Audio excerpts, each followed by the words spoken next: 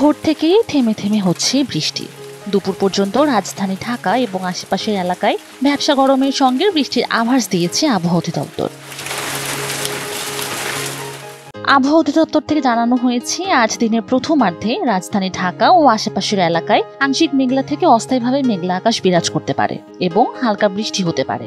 এ সময় দক্ষিণ ও দক্ষিণ পশ্চিম দিক থেকে ঘন্টায় ৮ থেকে ১৫ কিলোমিটার বেগে বাতাস প্রবাহিত হওয়ার সম্ভাবনা রয়েছে। তবে দিনের তাপমাত্রা প্রায় অপরিবর্তিত থাকতে পারে।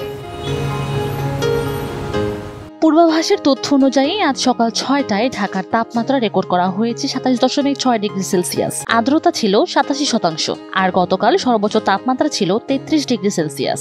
আজকের সর্বনিম্ন তাপমাত্রা ২৬.২ ডিগ্রি সেলসিয়াস। গত ২৪ ঘন্টায় ঢাকায় ১২ মিলিমিটার বৃষ্টিপাত রেকর্ড হয়েছে বলেও জানিয়েছে আবহাওয়া অধিদপ্তর।